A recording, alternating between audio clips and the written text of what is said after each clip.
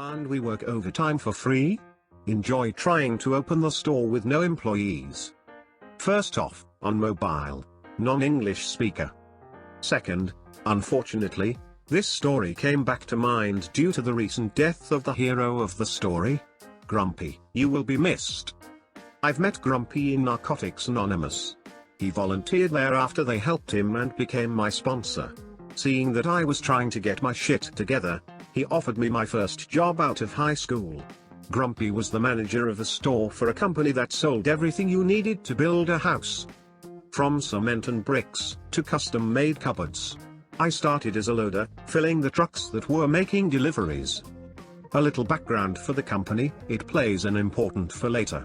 When they started, back in the early 80s, they sold everything you needed to build a brick-and-mortar home wholesale to professionals. During their first expansion, they got a really good reputation for their prices of power tools, custom cupboards and landscaping, including custom-made garden furnitures. The stores were basically big warehouses. In mid-90s, they opened their doors to the general public, which accompanied by a rising trend of DIY, skyrocketed their sales. That brought a second, smaller wave of expansion and the opening of the online store, first only with phone orders and later with a proper site. When I joined, they were doing a third shift on their business plan.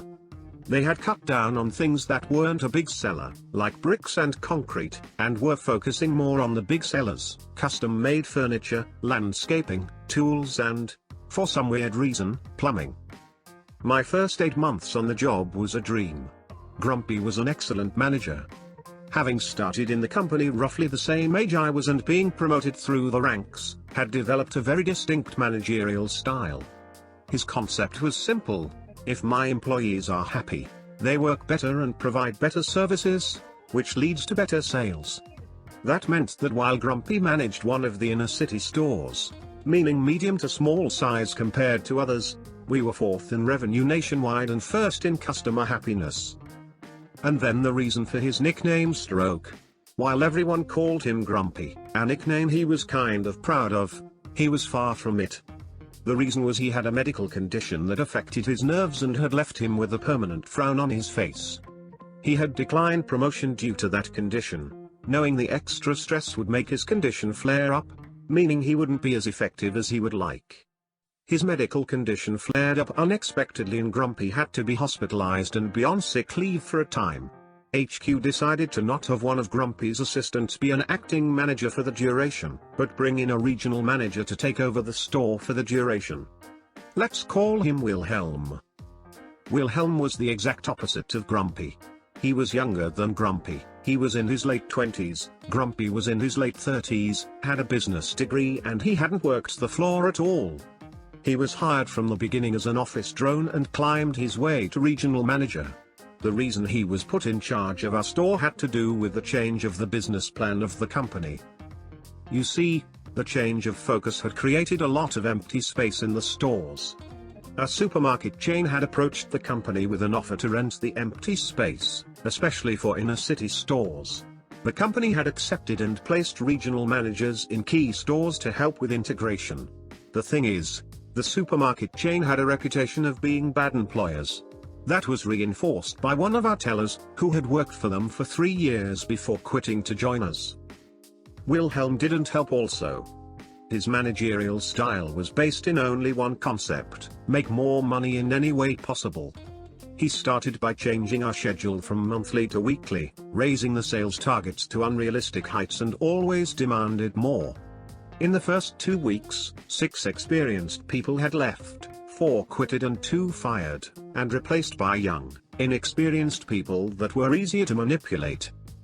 And then, the integration happened. The floor was the first to feel the problem. The supermarket opened its doors and was understaffed. Wilhelm started sending people over to help for 4 to 6 hours, while also demanding to work their regular shifts. If someone declined, he or she was written up. 2 write-ups in 6 months and you were fired. Then Wilhelm came to lay the law in the loading bay. The loading bay was shared between the 2 stores. Wilhelm declared that we had first helped the 2 guys of the supermarkets unload their trucks first, because their products were perishable, and then started loading our own trucks. That would throw our delivery schedule to the wind. The loading crew worked 5 to 13.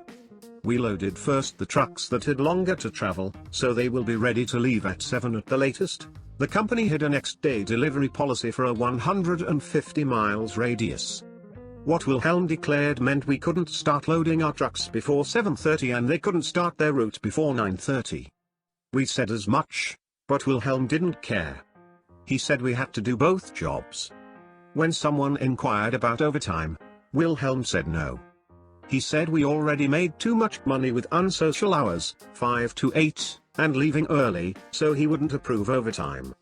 So, from a nice environment that you wanted to work for, we all started getting miserable. We lost 10 people in the loading crew in a month because of the new rules. The new hires didn't last long. The floor was a mess also, started turning personnel faster than a dollar hooker. Anyone who is staying is either looking for another job, is afraid of unemployment or is too young to know better. The sales had a very small decline, but customer happiness is plummeting fast. After almost 6 months, all the old guard that was left, was ready to quit. But our savior came back. Almost 6 months from the day he was hospitalized, Grumpy walks in the store to claim his rightful position. He isn't a knight in shining armor, riding a pure white horse, carrying a legendary sword. He is in a normal attire, slightly limping and holding a cane. We have a welcome back party and have a small glimmer of help now he is back. We are informed that Grumpy will be on light duties for 2 weeks, before he becomes the manager again. Despite Grumpy being back, Wilhelm still remains the regional manager, which means he outranks Grumpy and makes it very clear in private meetings with all of us. If he caught us complaining to Grumpy, we were as good as gone. Still, a few of us are planning to have a meeting with Grumpy after the weeks, letting him get his sea legs back. But another department had other ideas. During his reign of terror, the only department that Wilhelm couldn't control was the workshop. He knew that if he treated them as bad as he did to us, they would quit and the sales would go from a small decline to bottom of the barrel real quick. As I said, custom-made furniture was the #1 seller. So, the head carpenter has a meeting with Grumpy on his second day talking about the future of the workshop. In reality, the guy spilled the beans on Wilhelm. With the pretext of catching up with the changes, Grumpy has meetings with everyone, learning what Wilhelm had done and why we had so many new staff. You could feel he was getting angrier with every meeting. He had also had an eye-opening meeting with the manager of the supermarket. Finally, the time had come that he is the manager again. The revenge. On his first day back as a manager, Grumpy notifies everyone of a mandatory meeting after the store is closed. He has a solution. So gather in the store after closing hours. And Grumpy lays out the plan. For the next couple of days, nobody except him is coming to the store. If anyone calls us, we should direct them to him. Which we did, when we started getting calls about the store being closed. Grumpy's answer to the HQ was simple: the staff was working on a second job during their shifts, which is a breach of contract, so I had to fire them all and find new staff. That caught headquarters' attention, because nothing of the sort was reported in the past 6 months. They asked Grumpy for evidence, which he happily provided with our written testimonies. Which brought a shitstorm on Wilhelm. You see, Wilhelm had an arrangement with the supermarket manager. He got a kickback from our unpaid labor for the supermarket and the manager offered the same thing to Grumpy. He also included that Wilhelm regularly declined to sign overtime, which meant that if any one of us went to the labor department, the company would get a really huge fine. The aftermath. Wilhelm quickly got fired. We all received calls to interview with the company for an open position. We all received severance pay for our firing plus most of the unpaid overtime, about 80% of it. Almost all of us went back to work with a small pay raise based on experience. The company took a long, hard look on the supermarket chain and distanced themselves from them. They stayed until their lease was over, but no shared employees anymore and a lot of theirs jumped ship to our side.